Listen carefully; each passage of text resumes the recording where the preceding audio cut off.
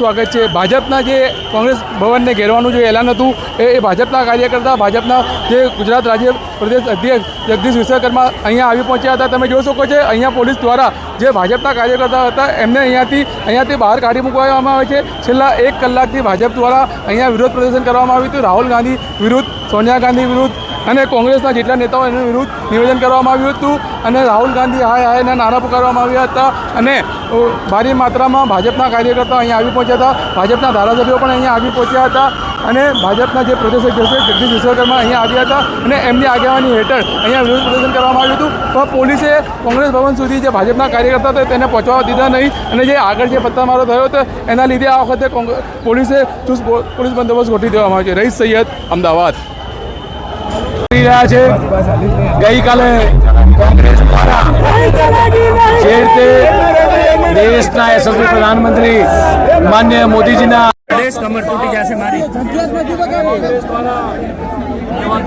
દુર્ભાગ્ય કહી શકાય એવા પ્રદર્શન કરી અને દેશના યશસ્વી પ્રધાનમંત્રી માન્ય મોદીજીને આ ઘરના આંગણે જે તે વિરોધ પ્રદર્શન કર્યું છે એ ગુજરાતની પ્રજા સખત દેશના યશસ્વી પ્રધાનમંત્રી મોદી સાહેબ જ્યારે વિકસિત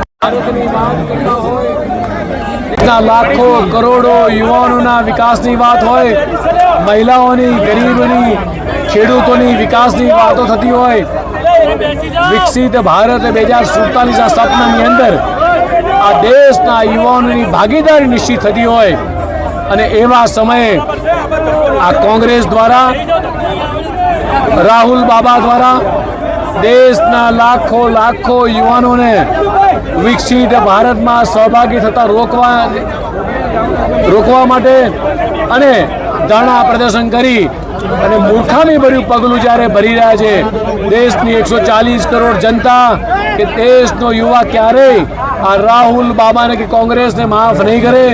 જે રીતે દેશના યશસ્વી પ્રધાનમંત્રી માન્ય મોદી સાહેબ સમગ્ર ભારત વર્ષની અંદર જે રીતે વિકાસની સરવાણી વરસાવી છે, જે રીતે દેશના યુવાનોને રોજગારીની તકો વધી છે, દેશનો ગરીબ હોય, યુવા હોય, કિસાન હોય કે મહિલા હોય, આ બધા જ લોકો માટે જે રીતે રોજગારીની તકો વધી છે, જે રીતે સમગ્ર વિશ્વમાં ભારત દેશ વિકસિત થઈ રહ્યો છે, 5 ટ્રિલિયન ઇકોનોમીના દેશ જ્યારે આગળ વધી રહ્યો છે અને ત્યારે આ કોંગ્રેસ દ્વારા યુવાનોને ભરમાવી અને સંવિધાનનું સરાસર અપમાન કરવાનું કામ આ કોંગ્રેસના નેતા અને રાહુલ ગાંધી કરી રહ્યા છે।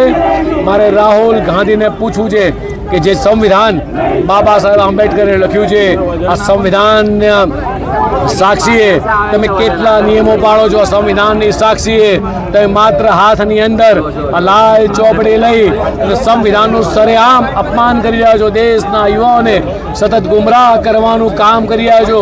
જ્યારે પાર્લામેન્ટની અંદર કેન્દ્ર સરકારની મુદ્દે જ્યારે તમને ચર્ચા કરવાનું કીધું ત્યારે ચર્ચા કરવાની જગ્યાએ રોડ ઉપર જઈ અને દેશના સમગ્ર યુવાનોને ભરમાવવાનું કામ કરી રહ્યા છો।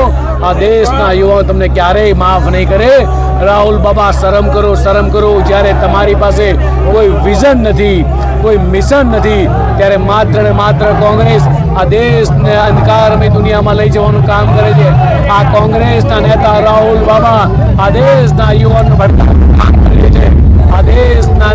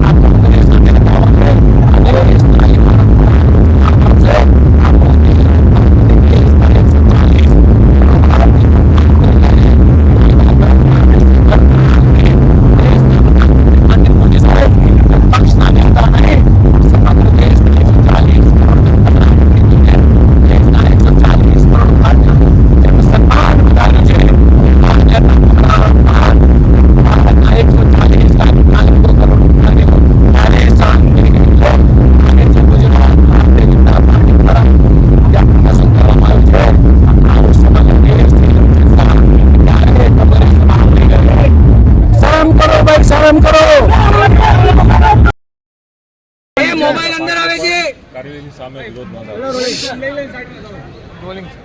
આજે ભાજપના નેતાઓ લાજવાના બદલે ગાજી રહ્યા છે.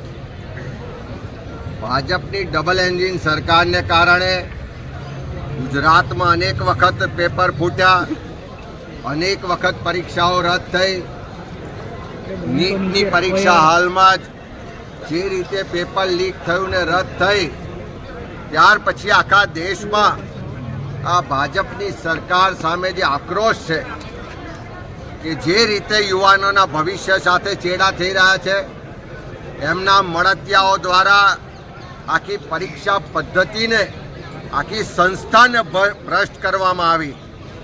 જે રીતે આખી શિક્ષણ વ્યવસ્થા ભ્રષ્ટ થઈ, પરીક્ષા વ્યવસ્થા નષ્ટ થઈ, અને એનો આક્રોશ આખા દેશમાં યુવાનો રસ્તા પર ઉતરીને વ્યક્ત કરી રહ્યા છે.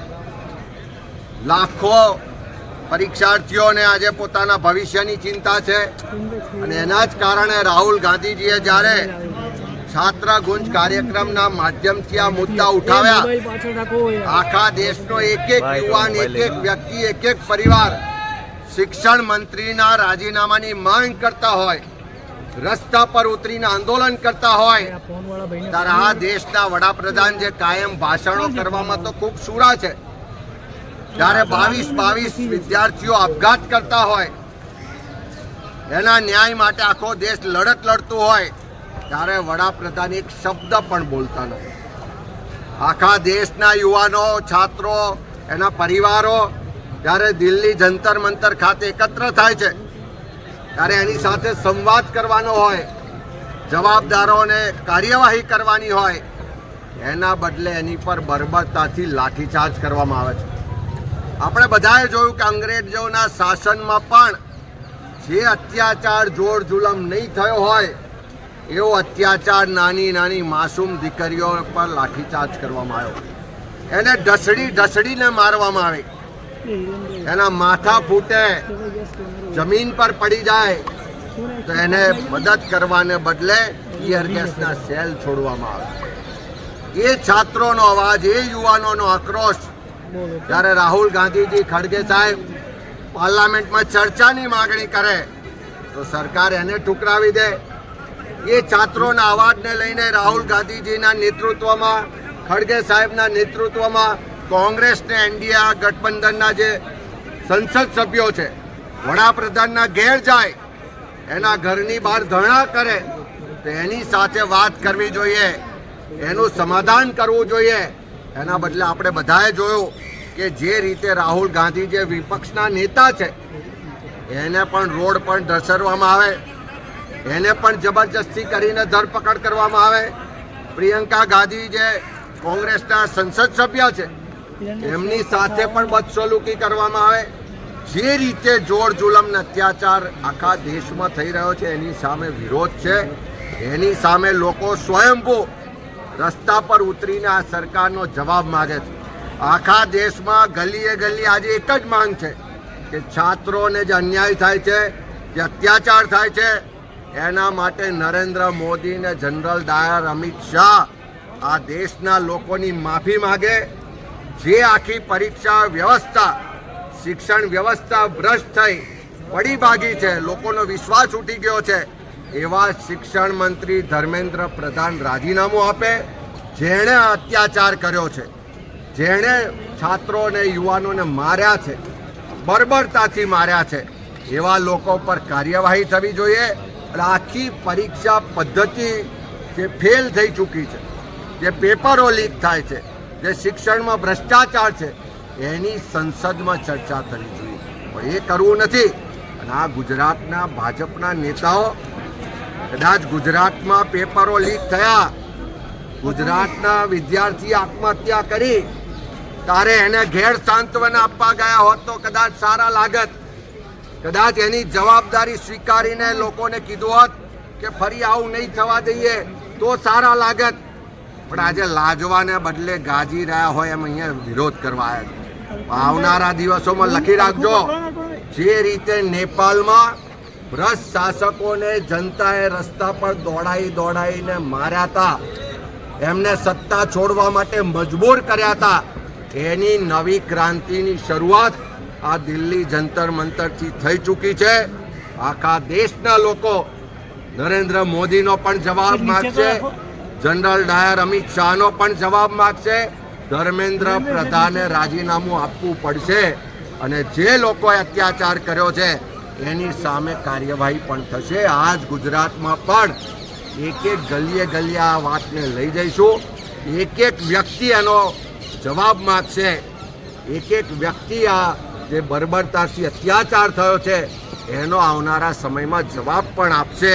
અને એ છાત્રોની જે ગુણ છે, એ છાત્રોનો જે અવાજ છે, એનો આક્રોશ છે, પીડા છે, એના માટે અવાજ બનવાનું કામ કોંગ્રેસ પાર્ટી કરશે. એની લડાઈ લડવાનું કામ કોંગ્રેસ પાર્ટી કરશે. અને જે રીતે રાહુલજીના નેતૃત્વમાં આખા દેશમાં શરૂઆત થઈ છે, હું માનું છું કે આ નવી આઝાદીની લડાઈ છે. પહેલાં અંગ્રેજો જે ગોરા હતા એની સામે ગાંધીજીના નેતૃત્વમાં આઝાદીની લડાઈ લડ્યા હતા. આ કાળા ભાજપ રૂપી અંગ્રેજોની સામે આ નવી આઝાદીની લડાઈ લડવા માટે દેશના લોકો હવે તૈયાર છે ને રસ્તા પર ઉતરે.